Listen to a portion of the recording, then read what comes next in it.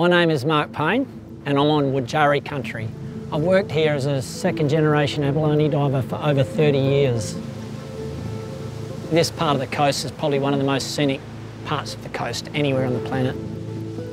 But it's cold and it's extremely rugged.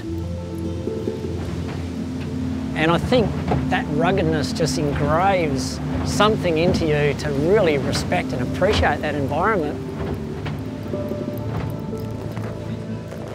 Abalone diving isn't for anyone.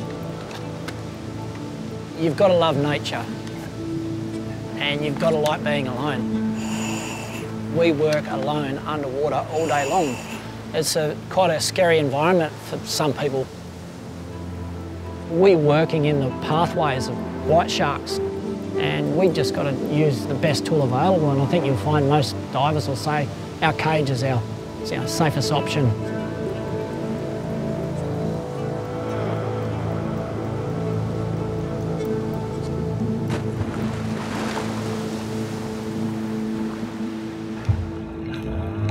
Yeah, our cages, they get around the bottom pretty good. And we get around at about 1.5 knots. Our cages are driven by hydraulics, so oil. So you've got oil lines that go up and down and they drive the propulsion system. Then you've got air inside of them and you've got backup air, so scuba cylinders. And then you've got hoses that do signals, whistles back to the surface. So there's a whole combination of hoses within that umbilical cord. It's quite safe and it's a great little haven and a good little spot to be in, when you're diving, just to feel comfortable when you're in that environment.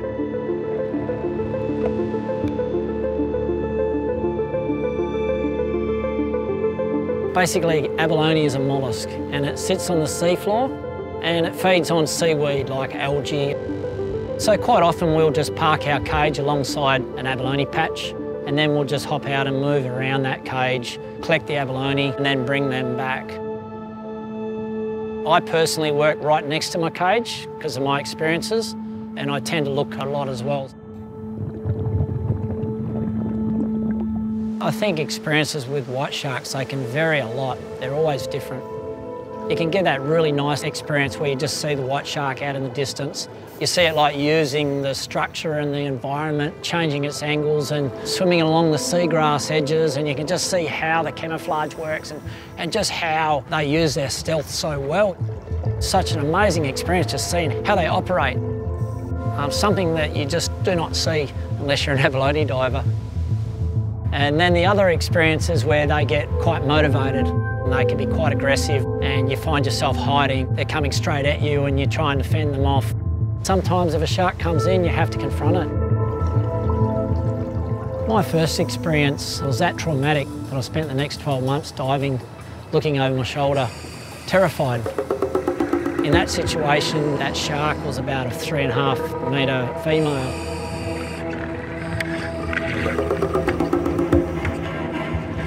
Drove head on at that shark probably 10, 15 times. And it'd just turn and go away and then turn around, come at another angle and just kept coming at me and coming at me.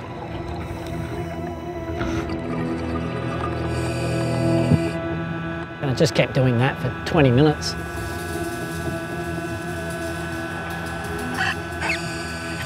You're wondering, when's it going to hit me? When's it going to bite me?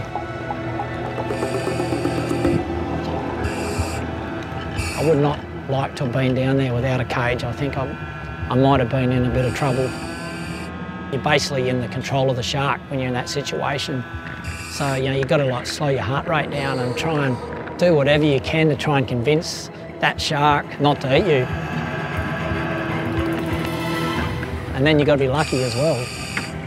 This isn't a skill. Quite often it's just luck. Over time, I just learnt to just try and move that shark on and get back on with the job.